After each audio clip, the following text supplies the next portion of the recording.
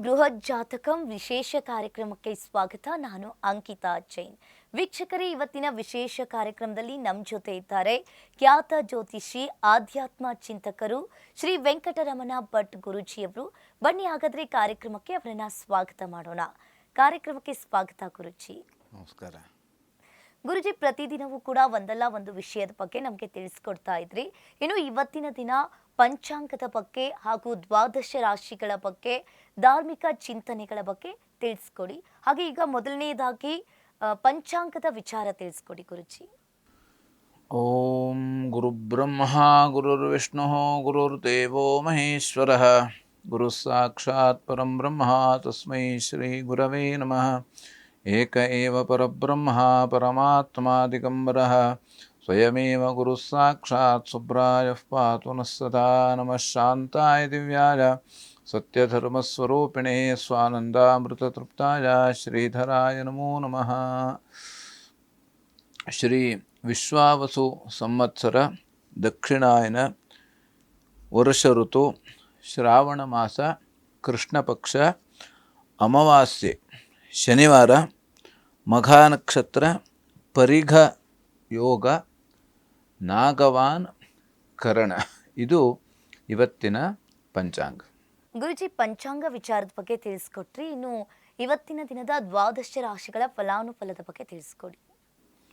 ಓಂ ಶಮಗ್ನಿರಗ್ನಿಭಿಃ ಕರಚ್ಛನ್ನಸ್ತಪತೋ ಸೂರ್ಯಾಃ ಸಂವಾತೋ ವಾತ್ವರಪಾ ಅಪಸೃಧಾಃ. ಓಂ ಪ್ರಜಾಪತೇನ ತ್ವದೇತಾನ್ಯನ್ಯೋ ವಿಶ್ವಾಜಾತಾನಿ ಪರಿತಾ ಬಭೂವ. ಯತ್ಕಾಮಾಸ್ತೆ ಜುಹುಮಸ್ತನ್ನೋ ಅಸ್ತು ಭಜಗ್ಗಸ್ಯಾಮ ಪತಜೋ ರಜೀಣಾಂ. ಇಮಯ್ಯಮಪ್ರಸ್ತರಮಾಹಿ ಸೀದಾಂಗಿರೋಭಿಃ ಪಿತೃಭಿಃ ಸಂವಿಧಾನಃ. ಆತ್ವಾ ಮಂತ್ರಾಃ ಕವಿಶಸ್ತಾವಹನ್ತ್ವೇನಾರಾಜನ ಹವಿಷಾಮಾದಜಸ್ವ. ನೀಲಾಂಜನ ಸಮಾಭಾಸಂ ರವಿಪುತ್ರಂ ಯಮಾಗ್ರಜಂ ಛಾಯಾಮಾರ್ತಾಂಡ ಸಂಭೂತಂ ತಂ ನಮಾಮಿ ಶನೈಶ್ಚರಂ. ಇವತ್ತು ಶನಿವಾರ, ಶ್ರಾವಣ ಮಾಸದ ಕೊನೆಯ ಶನಿವಾರ. ಯಾಕಂದರೆ ನಾವು ಪ್ರತಿನಿತ್ಯವೂ ಕೂಡ ನಮಗೆ ಆಯುಷ್ಯ ಹೇಳುವಂಥದ್ದು ಕಳೀತಾ ಇರ್ತದೆ. ಈ ಆಯುಷ್ಯ ಕಳೆದಿದ್ದು ಮತ್ತೆ ಬರೋದಿಲ್ಲ. ಹಾಗಾಗಿ ಇವತ್ತಿನ ದಿವಸ ನಾವು ವಿಶೇಷವಾಗಿ ಶನಿವಾರ ಆಗಿರೋದ್ರಿಂದ ಶನೈಶ್ಚರನ ಆರಾಧನೆ ಮತ್ತು ರುದ್ರಾನುಷ್ಠಾನವನ್ನು ವಿಶೇಷವಾಗಿ ನಾವು ಮಾಡುವಂಥದ್ದು ಬಹಳ ಶ್ರೇಷ್ಠ. ಇನ್ನು ಶ್ರಾವಣ ಬರಬೇಕು ಅಂದ್ರೆ ಬರೋ ವರ್ಷನೇ, ಇನ್ನು ಶ್ರಾವಣ ಇಲ್ಲ. ಹಾಗಾಗಿ ಬರೋ ವರ್ಷದವರೆಗೂ ನಾವು ಕಾಯಬೇಕು. ಹಾಗಾಗಿ ವಿಶೇಷವಾಗಿ ರುದ್ರನ ಸ್ಮರಣೆ ಅಥವಾ ರುದ್ರ ಪಾರಾಯಣ ಇದನ್ನು ನಾವು ಮಾಡುವುದರಿಂದ ವಿಶೇಷವಾಗಿ ನಮ್ಮ ಎಲ್ಲ ಪಾಪಗಳು ಕಳೆಯುವಂಥದ್ದು. ಅದರಲ್ಲೂ ಕೂಡ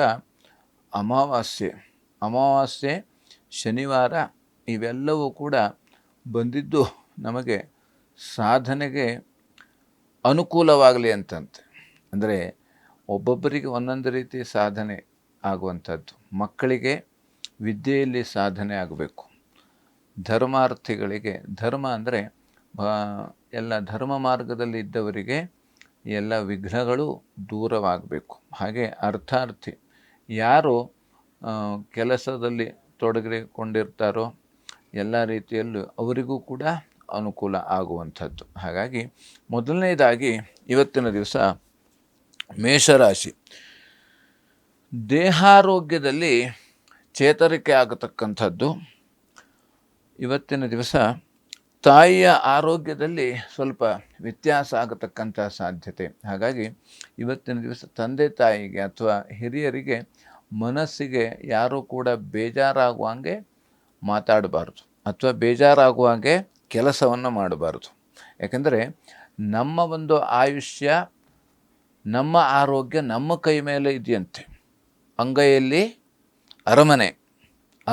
ಅರಮನೆ ಇದೆ. ಹಾಗೆ ಅಂಗೈಯಲ್ಲೇ ಆರೋಗ್ಯ. ಅದು ಯಾವ ರೀತಿ ಇರುವಂಥದ್ದು? ನಮ್ಮ ನಡವಳಿಕೆ, ಮಾತಿನ ಮೇಲೆ. ಯಾಕಂದರೆ ನಾವು ತಂದೆ ತಾಯಿಗೆ ಏನಾದರೂ ಬೇಜಾರಾಗುವಂಗೆ ಮಾತಾಡಿದ್ರೆ ಅದು ಕೂಡ ವ್ಯತ್ಯಾಸ ಆಗತಕ್ಕಂಥದ್ದು ಆರೋಗ್ಯದಲ್ಲಿ.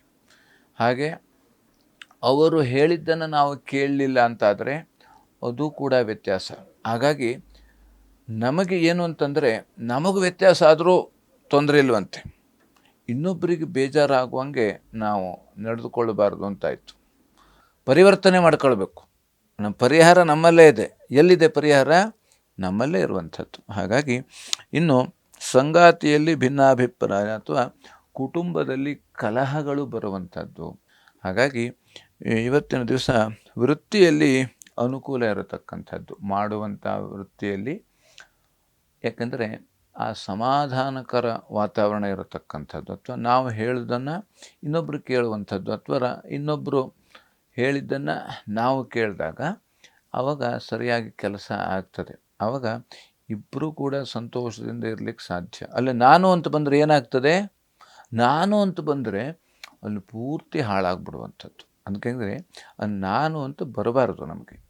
ಇನ್ನು ಶಿವಶಕ್ತಿ ಆರಾಧನೆ, ಶಿವನ ಆರಾಧನೆ ಅಥವಾ ರುದ್ರಾಭಿಷೇಕ ಮತ್ತು ಶಿವ ಪಂಚಾಕ್ಷರಿ ಜಪವನ್ನು ಮಾಡುವುದರಿಂದ ಅಥವಾ ಶಿವನಿಗೆ ಹಾಲಿನ ಅಭಿಷೇಕ ಮಾಡಿಸುವುದರಿಂದ, ಹಾಗೆ ಪಾಯಸವನ್ನು ನೈವೇದ್ಯ ಮಾಡುವುದರಿಂದ. ಯಾಕಂದರೆ ಇವತ್ತಿನ ದಿವಸ ಸಾಮಾನ್ಯವಾಗಿ ಗುಡಾನ್ನ ಪ್ರೀತ ಮಾನಸಃ ಎಂಬಂತೆ ನಮಗೆ ಆ ಒಂದು ಬೆಲ್ಲದ ಅನ್ನ ಅಥವಾ ಪಾಯಸವನ್ನು ನಾವು ನೈವೇದ್ಯ ಮಾಡುವುದರಿಂದ ಶಕ್ತಿ ಆರಾಧನೆ ಅಂದರೆ ಅಮ್ಮನವರ ದೇವಸ್ಥಾನದಲ್ಲಿ ಪಾಯಸವನ್ನು ನೈವೇದ್ಯ ಮಾಡಿಸುವುದರಿಂದ, ಅಥವಾ ನಾವು ಅರ್ಪಣೆ ನಮ್ಮ ಹತ್ರ ಆಗೋದಿಲ್ಲ ಅಂತಾರೆ, ಏನು ಶಕ್ತಿ ಇದೆಯೋ ಅದನ್ನು ಅರ್ಪಣೆ, ಬೆಲ್ಲವನ್ನು ಅರ್ಪಣೆ ಮಾಡ್ಬೋದು, ಸಮರ್ಪಣೆ ಮಾಡ್ಬೋದು, ಅಕ್ಕಿಯನ್ನು ಕೊಡ್ಬೋದು. ಹೀಗೆ ನಮ್ಮ ಯಥಾನುಶಕ್ತಿ ಭಕ್ತಿಯಿಂದ ಎಲ್ಲವನ್ನು ಸಮರ್ಪಣೆ ಮಾಡಿದಾಗ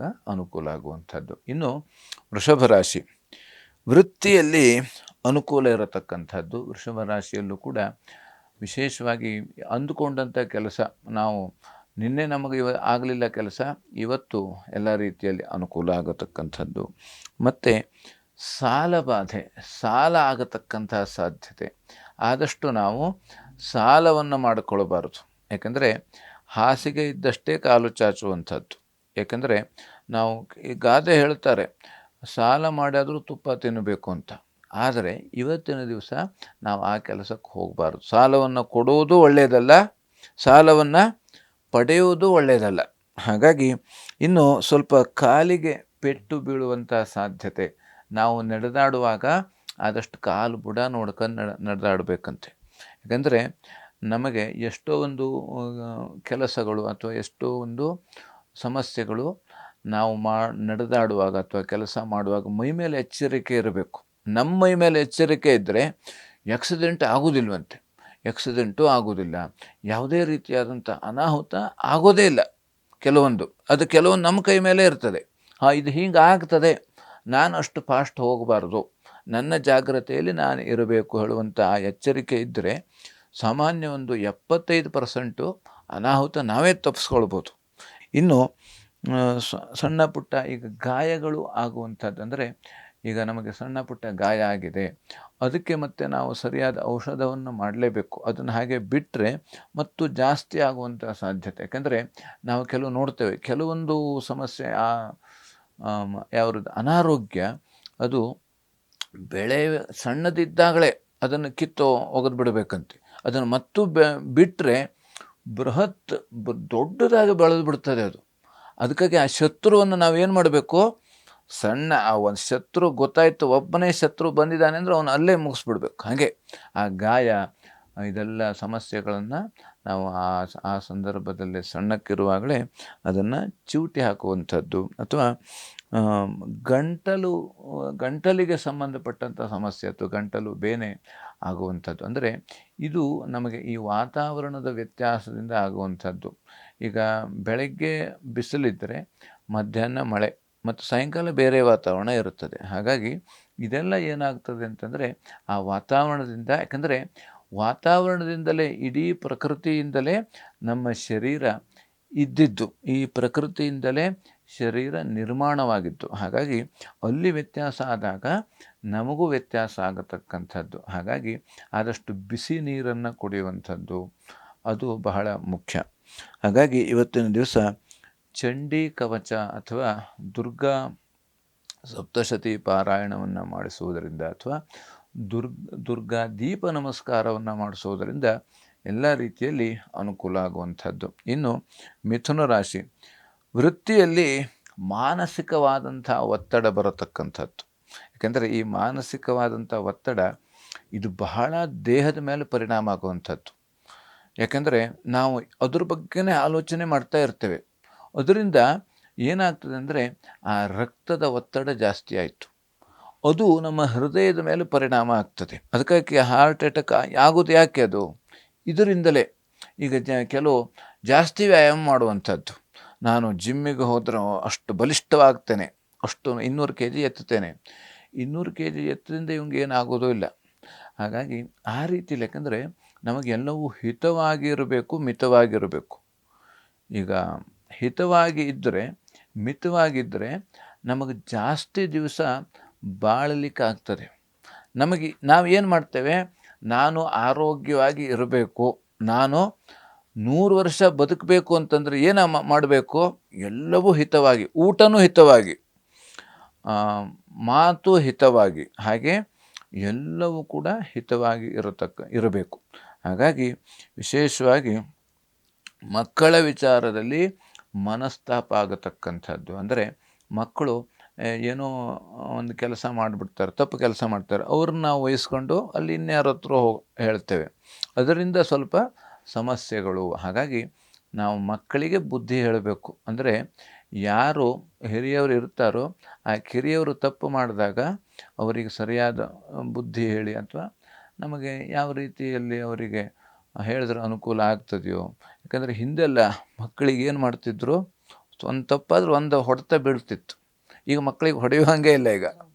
ಹಾಗಾಗಿ ಅದಕ್ಕಾಗಿ ಇದೆಲ್ಲ ಸಮಸ್ಯೆ ಆಗ್ತಾ ಇರೋದು. ಹಿಂದೆ ಏನೂ ಇರಲಿಲ್ಲ, ಮೊಬೈಲ್ ಇತ್ತೋ, ಟಿ ವಿ ಇತ್ತೋ, ಕಾರ್ ಇತ್ತೋ, ಬೈಕ್ ಇತ್ತು, ಯಾರ್ದೂ ಇಲ್ಲ. ಆದರೂ ಮಕ್ಕಳು ಚೆನ್ನಾಗೇ ಓದ್ತಿದ್ರು, ಎಲ್ಲದೂ ಆಗ್ತಿತ್ತು. ಈಗ ಎಲ್ಲ ಕೊಟ್ಟರೂ ಕೂಡ ಅವರು ಸರಿಯಾಗಿ ಓದ್ತಾ ಇಲ್ಲ. ಹಾಗಾಗಿ ಶಿಕ್ಷಣ ಪದ್ಧತಿ, ಹಿಂದಿನ ಶಿಕ್ಷಣ ಪದ್ಧತಿನೇ ಬೇರೆ. ಯಾಕಂದರೆ ಹಿಂದಿನ ಶಿಕ್ಷಣದಲ್ಲಿ ಪುಸ್ತಕಸ್ಥಾತು ಯಾವಿದ್ಯ, ಅಂದರೆ ಹಿಂದಿನ ಎಲ್ಲ ನೆನಪಿನಲ್ಲಿ ಇರುತ್ತಿತ್ತು. ಈಗ ನಮಗೆ ನಮ್ಮ ಫೋನ್ ನಂಬರು ಮರೆತು ಹೋಗ್ಬಿಡ್ತದೆ, ಆ ಥರ ಆಗ್ಬಿಟ್ಟದೆ. ಹಾಗಾಗಿ ಆದಷ್ಟು ಇನ್ನು ಹಣಕಾಸಿನ ವಿಚಾರದಲ್ಲಿ ಸ್ವಲ್ಪ ತೊಂದರೆ ಬರತಕ್ಕಂಥದ್ದು. ಆದಷ್ಟು ನಾವು ಖರ್ಚು ಮಾಡುವಾಗ, ಯಾಕೆಂದರೆ ಯಾವತ್ತೂ ಕೂಡ ನಾವು ಲಕ್ಷ್ಮಿಯನ್ನು ಅದನ್ನು ಪೂಜೆ ಮಾಡಬೇಕಂತೆ. ಪೂಜೆ ಮಾಡಬೇಕು ಅಂದರೆ ಅದನ್ನು ಹಾಗೆ ಸುಮ್ಮನೆ ಖರ್ಚು ಮಾಡುವಂಗಿಲ್ಲ. ಯಾಕೆಂದರೆ ಎಲ್ಲವೂ ಕೂಡ ನಮಗೆ ನಾವು ಎಷ್ಟು ಶ್ರಮವನ್ನು ವಹಿಸಿ ನಾವು ಸಂಪಾದನೆ ಮಾಡಿರ್ತೇವೆಯೋ ಹಾಗೆ ಖರ್ಚು ಮಾಡಬೇಕಾದರೂ ಕೂಡ ಅಷ್ಟು ಆ ಒಂದು ನೋಡ್ಕೊಂಡು ಖರ್ಚು ಮಾಡುವಂಥದ್ದು. ಮತ್ತು ಸಹೋದರರಿಂದ ಅಥವಾ ಸಹೋದರಿಯರಿಂದ ಅನುಕೂಲ ಆಗತಕ್ಕಂಥದ್ದು, ಅಕ್ಕ ತಂಗಿಯರಿಂದ ಅಥವಾ ಅಣ್ಣ ತಮ್ಮಂದಿರ ಅವರ ಒಂದು ಸಹಾಯ ಸಹಕಾರದಿಂದ ಇವತ್ತು ವಿಶೇಷವಾದಂತಹ ಅನುಕೂಲ ಆಗತಕ್ಕಂಥದ್ದು. ಹಾಗಾಗಿ ಇವತ್ತಿನ ದಿವಸ ಅಕ್ಕಿ ಮತ್ತು ಉದ್ದನ್ನು ದಾನ ಮಾಡುವುದರಿಂದ ಎಲ್ಲ ರೀತಿಯಲ್ಲಿ ಅನುಕೂಲ ಆಗತಕ್ಕಂಥದ್ದು. ಇನ್ನು ಕರ್ಕಾಟಕ ರಾಶಿ, ವೃತ್ತಿಯಲ್ಲಿ ವಿಶೇಷವಾದಂಥ ಅನುಕೂಲ ಆಗಿರತಕ್ಕಂಥದ್ದು. ಹೊಸ ಅವಕಾಶ ಬರತಕ್ಕಂಥ ಸಾಧ್ಯತೆ. ನಮಗೆ ಏನೋ ಒಂದು ವೃತ್ತಿಯಲ್ಲಿ ಹೊಸದಾದಂಥ ಉದ್ಯೋಗ ಮತ್ತು ಬೇರೆ ಬೇರೆ ರೀತಿಯಲ್ಲಿ ಅನುಕೂಲ, ಮಾನಸಿಕವಾಗಿ ನಾವು ಮನಸ್ಸಿನಲ್ಲಿ ಅಂದುಕೊಂಡಿದ್ದು ಆಗತಕ್ಕಂಥದ್ದು. ಮತ್ತು ಸೇನೆಯಲ್ಲಿ ಇರತಕ್ಕಂಥವರಿಗೆ ಅವರಿಗೆ ಎಲ್ಲ ರೀತಿಯಲ್ಲಿ ರಕ್ಷಣೆ ಮತ್ತು ಅನುಕೂಲ ಇರತಕ್ಕಂಥದ್ದು. ಮತ್ತು ಈ ಅಗ್ನಿಶಾಮಕ ಅಥವಾ ಪೊಲೀಸ್ ವೃತ್ತಿಯಲ್ಲಿರತಕ್ಕಂಥವರಿಗೂ ಕೂಡ ವಿಶೇಷವಾಗಿ ಇವತ್ತಿನ ದಿವಸ ಅನುಕೂಲ ಇರತಕ್ಕಂಥದ್ದು. ಕೆಲವೊಂದು ಬಡ್ತಿ ಸಿಗತಕ್ಕಂಥ ಸಾಧ್ಯತೆ. ಮತ್ತು ಹೋಟೆಲ್ ಇಂಡಸ್ಟ್ರಿಯವರಿಗೆ ವಿಶೇಷವಾಗಿ ಲಾಭ ಆಗತಕ್ಕಂಥ ಸಾಧ್ಯತೆ. ಬಟ್ಟೆ ವ್ಯಾಪಾರ ಇರ್ಬೋದು, ಬೆಳ್ಳಿ ಬಂಗಾರದ ವ್ಯಾಪಾರ ಇರ್ಬೋದು, ಎಲ್ಲರಿಗೂ ಕೂಡ ಅನುಕೂಲ. ಆದರೆ ಇವತ್ತಿನ ದಿವಸ ಪ್ರಯಾಣದಲ್ಲಿ ಸ್ವಲ್ಪ ಎಚ್ಚರವಾಗಿರತಕ್ಕಂಥದ್ದು ಬಹಳ ಮುಖ್ಯ. ಆದಷ್ಟು ದೂರ ಪ್ರಯಾಣ ನಿಷಿದ್ಧ. ಇವತ್ತು ದೂರ ಪ್ರಯಾಣ ಹೋಗುವವರಿದ್ದರೆ ಆದಷ್ಟು ಬೇರೆ ದಿವಸ ಮುಂದೂಡುವಂಥದ್ದು ಬಹಳ ಮುಖ್ಯ. ಯಾಕೆಂದರೆ ನಮಗೆ ಅಂದುಕೊಳ್ತದೆ ನಮಗೆ ಅಷ್ಟು ಒಂದು ಖರ್ಚಾಗ್ಬಿಡ್ತದೆ ಅಷ್ಟು. ಇವತ್ತು ನಮಗೆ ಖರ್ಚು ನಾವಿದ್ದರೆ ಆ ಎಲ್ಲ ಯಾವುದೇ ಸಾಲ ಇರ್ಬೋದು, ಏನೇ ಇದ್ದರೂ ಕೂಡ ಆ ಸಮಸ್ಯೆಯನ್ನು ಬಗೆಹರಿಸ್ಬೋದು. ಹಾಗಾಗಿ ನಾವೇ ಇಲ್ಲ ಅಂತಂದರೆ ಯಾವುದೂ ಇಲ್ಲ. ಹಾಗಾಗಿ ನಮಗೆ ಜೀವದ ಅವಶ್ಯಕತೆ ಬಹಳ ಮುಖ್ಯ. ಹಾಗಾಗಿ ಇವತ್ತಿನ ದಿವಸ ಗ್ರಾಮ ದೇವತಾ ದರ್ಶನ ಅಥವಾ ಗ್ರಾಮ ದೇವತಾ ಸ್ಮರಣೆಯನ್ನು ಮಾಡೋದರಿಂದ ವಿಶೇಷವಾಗಿ ಅನುಕೂಲ ಇರತಕ್ಕಂಥದ್ದು. ಇನ್ನು ಸಿಂಹರಾಶಿ ಸಹೋದರರಲ್ಲಿ ಇವತ್ತಿನ ದಿವಸ ಮನಸ್ತಾಪ ಆಗತಕ್ಕಂಥ ಸಾಧ್ಯತೆ. ಅಣ್ಣ ತಮ್ಮ ಇರ್ಬೋದು, ಅಕ್ಕ ತಂಗಿ. ಯಾಕೆಂದರೆ ಇದು ಬಹಳ ಮುಖ್ಯ. ನಮ್ಮ ಮನೆಯಲ್ಲಿ ನಾವು ಇದನ್ನು ನಾವು ಸರಿಯಾಗಿ, ಯಾಕಂದರೆ ಊರಲ್ಲೆಲ್ಲ ಸರಿ ಇರ್ತಾರೆ, ಆದರೆ ಮನೆಗೆ ಬಂದ ತಕ್ಷಣ ಜಗಳ ಆಗ್ತದೆ. ಹಾಗಾಗಿ ಇದರಿಂದಲೇ ನಮಗೆ ತೊಂದರೆ ಆದಷ್ಟು.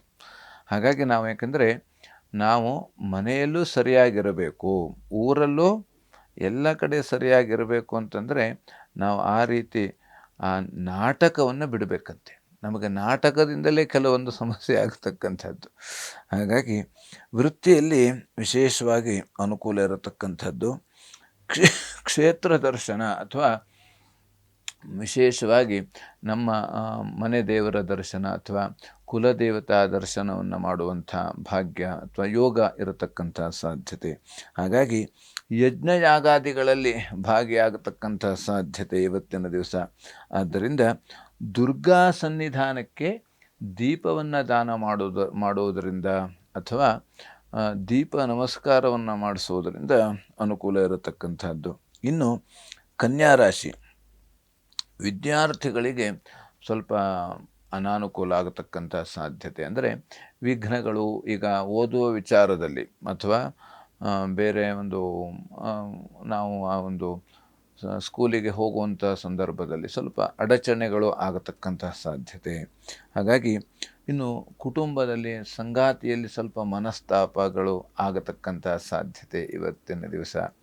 ಆದ್ದರಿಂದ ಲಾಭ ಅಂದರೆ ಈಗ ವ್ಯವಹಾರದಲ್ಲಿ ನಾವು ಒಟ್ಟಾಗಿ ವ್ಯವಹಾರವನ್ನು ಮಾಡ್ತಾ ಇರುವಾಗ ಲಾಭಕ್ಕಾಗಿ ಸ್ವಲ್ಪ ಕಿತ್ತಾಟಗಳು ಆಗತಕ್ಕಂಥ ಸಾಧ್ಯತೆ. ಹಾಗಾಗಿ ನಮಗೆ ಜಾಸ್ತಿ ಬೇಕು ಈ ಒಂದು ಭಾವನೆಗಳು ಬರತಕ್ಕಂಥದ್ದು. ಹಾಗಾಗಿ ಈಗ ನಾವು ಈ ಬಿಸ್ನೆಸ್ ಮಾಡ್ತಾ ಇರಬೇಕಾದ್ರೆ 2 ಜನ 4 ಜನ ಸೇರಿ ಅಲ್ಲಿ ಸಮಸ್ಯೆಗಳು ಬರತಕ್ಕಂಥದ್ದು. ಹಾಗಾಗಿ ನಾವು ಯಾವುದೇ ವ್ಯವಹಾರವನ್ನು ಮಾಡ್ತಾ ಇದ್ದರೂ ಕೂಡ ನಮ್ಮ ಈ ಒಂದು ದೃಷ್ಟಿ ಆಗಲಿ. ಯಾಕಂದರೆ ಎಲ್ಲದೂ ನನಗೇ ಬೇಕು ಅಂತ ಆದಾಗ ಅವಾಗ ಸ್ವಲ್ಪ ಸಮಸ್ಯೆಗಳು ಬರತಕ್ಕಂಥದ್ದು. ಅಂದರೆ ಅಲ್ಲಿ ಎಲ್ಲರಿಗೂ ಸಿಗಲಿ ಯಾಕಂದರೆ ಈ ಒಂದು ಎಲ್ಲರಿಗೂ ಸಿಗಲಿ ಹೇಳುವಂಥ ಒಂದು ಭಾವನೆ ಬಂದಾಗ ಆವಾಗ ನಮಗೆ ಯಾವುದೇ ರೀತಿಯಾದಂಥ ಮನಸ್ತಾಪಗಳು ಆಗೋದಿಲ್ಲ.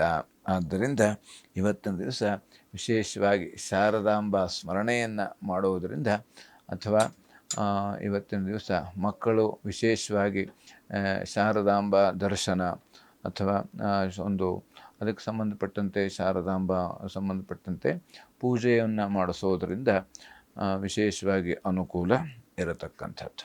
ಗುರುಜಿ, ದ್ವಾದಶ ರಾಶಿಗಳ ಫಲಾನುಫಲದ ಇನ್ನುಳಿದ 6 ರಾಶಿಗಳ ಬಗ್ಗೆ ತಿಳಿಸ್ಕೊಡಿ. ಇನ್ನು ತುಲಾರಾಶಿ ಆರೋಗ್ಯದಲ್ಲಿ ವ್ಯತ್ಯಾಸ ಆಗತಕ್ಕಂಥ ಸಾಧ್ಯತೆ. ಹಾಗೆ ಉದರ ಬಾಧೆ, ಹೊಟ್ಟೆಗೆ ಸಂಬಂಧಪಟ್ಟಂಥ ಸಮಸ್ಯೆಗಳು ಆಗತಕ್ಕಂಥದ್ದು.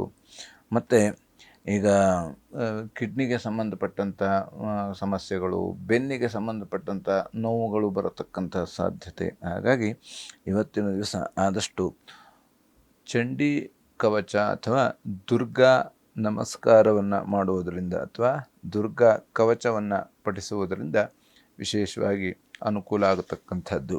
ಇನ್ನು ವೃಶ್ಚಿಕ ರಾಶಿ ಕಣ್ಣಿನ ಬಾಧೆ, ಕಣ್ಣಿಗೆ ಸಂಬಂಧಪಟ್ಟಂಥ ಸಮಸ್ಯೆಗಳು ಆಗತಕ್ಕಂಥದ್ದು.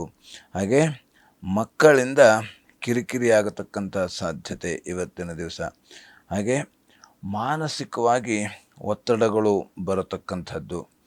ಸ್ತ್ರೀಯರಿಗೆ ಸ್ವಲ್ಪ ಉದರ ಬಾಧೆ ಆಗತಕ್ಕಂಥ ಸಾಧ್ಯತೆ. ಹಾಗಾಗಿ ವಿಶೇಷವಾಗಿ ಅಮ್ಮನವರಿಗೆ ಬಿಳಿ ಪುಷ್ಪವನ್ನು ದಾನ ಮಾಡುವುದರಿಂದ, ಅರ್ಪಣೆ ಮಾಡುವುದರಿಂದ ಅನುಕೂಲ ಆಗತಕ್ಕಂಥದ್ದು.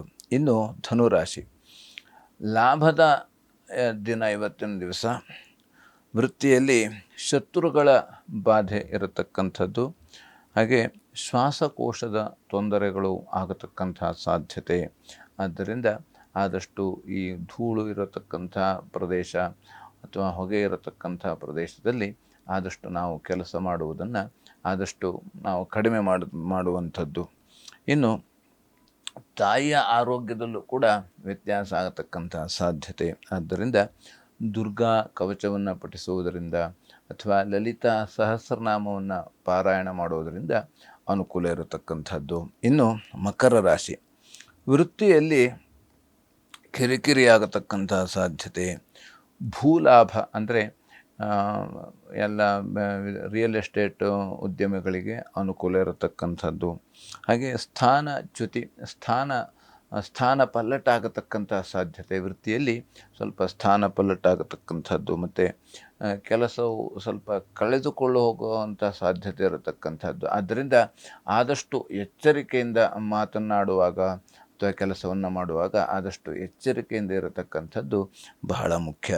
ಇನ್ನು ಕಿವಿಗೆ ಸಂಬಂಧಪಟ್ಟಂಥ ಸಮಸ್ಯೆಗಳು ಆಗತಕ್ಕಂಥ ಸಾಧ್ಯತೆ. ಸಹೋದರರಲ್ಲೂ ಕೂಡ ಮನಸ್ತಾಪ ಆಗತಕ್ಕಂಥದ್ದು. ಆದ್ದರಿಂದ ಇವತ್ತು ವಿಶೇಷವಾಗಿ ದುರ್ಗಾ ಸನ್ನಿಧಾನದಲ್ಲಿ ರುದ್ರಾಭಿಷೇಕವನ್ನು ಮಾಡಿಸುವುದರಿಂದ, ಅಮಾವಾಸ್ಯೆ ಆಗಿರೋದರಿಂದ ಇವತ್ತು ರುದ್ರಾಭಿಷೇಕ ಬಹಳ ಶ್ರೇಷ್ಠ, ಅದರಿಂದ ಅನುಕೂಲ ಇರತಕ್ಕಂಥದ್ದು. ಇನ್ನು ಕುಂಭರಾಶಿ, ಆಹಾರದಲ್ಲಿ ಮತ್ತು ನೀರಿನಲ್ಲಿ ವ್ಯತ್ಯಾಸ ಆಗತಕ್ಕಂಥ ಸಾಧ್ಯತೆ. ಸಹೋದರರ ಸಹಕಾರ ಸಿಗತಕ್ಕಂಥದ್ದು. ಸಾಹಸ ಕಾರ್ಯಗಳನ್ನು ಸುಲಭವಾಗಿ ಮಾಡುವಂಥದ್ದು ಅಥವಾ ಎಲ್ಲ ರೀತಿಯಲ್ಲಿ ಅದು ಕಷ್ಟಕರವಾದಂಥ ಕೆಲಸವನ್ನು, ಸನ್ನಿವೇಶವನ್ನು ಸುಲಭವಾಗಿ ನಿರ್ವಹಿಸ್ತಕ್ಕಂಥ ಒಂದು ಸಾಧ್ಯತೆ ಇರತಕ್ಕಂಥದ್ದು. ಹಾಗಾಗಿ ನಾಗ ಕವಚವನ್ನು ಪಠಿಸುವುದರಿಂದ ಎಲ್ಲ ರೀತಿಯಲ್ಲಿ ಅನುಕೂಲ ಇರತಕ್ಕಂಥದ್ದು. ಇನ್ನು ಮೀನರಾಶಿ, ಧನ ಲಾಭ ಆಗತಕ್ಕಂಥ ಸಾಧ್ಯತೆ. ಹಾಗೆ ಕುಟುಂಬದಲ್ಲಿ ಸಹಕಾರ ಸಿಗತಕ್ಕಂಥದ್ದು. ಆರೋಗ್ಯದಲ್ಲಿ ವ್ಯತ್ಯಾಸ ಇರತಕ್ಕಂಥ ಸಾಧ್ಯತೆ. ಹಾಗಾಗಿ ಇವತ್ತಿನ ದಿವಸ ಸ್ವಲ್ಪ ಕಷ್ಟಗಳು, ನಷ್ಟಗಳು ಬರತಕ್ಕಂಥದ್ದು. ಆದ್ದರಿಂದ ಧ್ಯಾನ ಪ್ರಾಣಾಯಾಮವನ್ನು ಮಾಡುವುದರಿಂದ ಎಲ್ಲ ರೀತಿಯಲ್ಲಿ ಅನುಕೂಲವನ್ನು ಪಡೆಯಬಹುದು. ಗುರುಜಿ, ಇವತ್ತು ದ್ವಾದಶ ರಾಶಿಗಳ ಫಲಾನುಫಲದ ಬಗ್ಗೆ ತಿಳಿಸ್ಕೊಟ್ರಿ. ಇನ್ನು ಅದೇ ರೀತಿಯಾಗಿ ಇವತ್ತಿನ ದಿನ ಧಾರ್ಮಿಕ ಚಿಂತನೆಗಳಲ್ಲಿ ಯಾವುದೇ ವಿಚಾರದ ಬಗ್ಗೆ ತಿಳಿಸ್ಕೊಡ್ಲಿದ್ದೀರಾ? ಇವತ್ತು ವಿಶೇಷವಾಗಿ ಅಮಾವಾಸ್ಯೆ ಆಗಿರೋದರಿಂದ ನಮಗೆ ನಾವು ಭೂಮಿ ಮೇಲೆ ಮನುಷ್ಯರಾಗಿ ಬಂದ ಮೇಲೆ 3 ರೀತಿಯಾದಂಥ ಋಣಗಳು ಇರ್ತಾವಂತೆ. ಜಾಯಮಾನೋ ವೈ ಬ್ರಾಹ್ಮಣಸ್ತ್ರಿಭಿರ್ಣವಾಜಾಯತೆ ಹೇಳಿ 3 ರೀತಿಯಾದಂಥ ಋಣಗಳು. ದೇವಋಣ, ಋಷಿ ಋಣ, ಪಿತೃಋಣ ಹೇಳಿ. ಹಾಗೆ ನಾವು ಅಮಾವಾಸ್ಯೆಯಲ್ಲಿ ಆದಷ್ಟು ಶ್ರೇಷ್ಠವಾಗಿರತಕ್ಕಂಥದ್ದು ಯಾವುದಂತಂದರೆ ಋಣವನ್ನು ನಾವು ತೀರಿಸಲಿಕ್ಕೆ ವಿಶೇಷವಾದಂಥ ಅವಕಾಶ ಇರತಕ್ಕಂಥದ್ದು. ಹಾಗಾಗಿ ಅಮಾವಾಸ್ಯೆಯಲ್ಲಿ ಪಿತೃತರ್ಪಣವನ್ನು ಮಾಡತಕ್ಕಂಥದ್ದು. ಆ ಅದಕ್ಕೆ ತಿಲದಿಂದ ತರ್ಪಣವನ್ನು ಮಾಡುವುದರಿಂದ ಪಿತೃಗಳಿಗೆ ಅವರಿಗೆ ಊಟ ಕೊಟ್ಟಂಗೆ ಆಗ್ತದೆ, ಆಹಾರ, ನೀರು ಎಲ್ಲವನ್ನು ಕೂಡ ಕೊಟ್ಟಂಗೆ ಆಗತಕ್ಕಂಥದ್ದು. ಹಾಗಾಗಿ ವಿಶೇಷವಾಗಿ ನಾವು ಆ ಒಂದು ದೇವಋಣ, ಋಷಿ ಋಣ, ಪಿತೃಋಣವನ್ನು ನಾವು ಸ್ವಲ್ಪ ನಮ್ಮ ತೀರಿಸ್ದಂಗೆ ಆಗತಕ್ಕಂಥದ್ದು. ಹಾಗಾಗಿ ಇನ್ನು ನಮಗೆ ಹೇಳ್ತಾ ಹೋದರೆ ಬಹಳಷ್ಟು ವಿಷಯಗಳು ಇರತಕ್ಕಂಥದ್ದು. ಸಮಯ ಅವಕಾಶ ಕಡಿಮೆ ಇರೋದರಿಂದ ಮುಂದಿನ ಸಂಚಿಕೆಯಲ್ಲಿ ಅದರ ಬಗ್ಗೆ ಮಾತಾಡೋಣ. ಗುರುಜಿ, ಇವತ್ತಿನ ವಿಶೇಷ ಕಾರ್ಯಕ್ರಮದಲ್ಲಿ ಸಾಕಷ್ಟು ಮಾಹಿತಿಯನ್ನು ತಿಳಿಸ್ಕೊಟ್ರಿ. ಧನ್ಯವಾದಗಳು. ಲೋಕಾಃ ಸಮಸ್ತಃ ಸುಖಿನೋ ಭವಂತು, ಸಮಸ್ತ ಸನ್ಮಂಗಳಾನಿ ಭವಂತು. ಎಲ್ಲರಿಗೂ ಕ್ಷೇಮವಾಗಲಿ. ನೋಡಿದ್ರಲ್ಲ ವೀಕ್ಷಕರೇ, ಇದಾಗಿತ್ತು ಇವತ್ತಿನ ವಿಶೇಷ ಕಾರ್ಯಕ್ರಮ. ನೋಡ್ತಾ ಇರಿ ಅಶ್ವವೇಗ ನ್ಯೂಸ್. ಇದು ಸತ್ಯಾನ್ವೇಷಣೆಯ ಓಟದಲ್ಲಿ.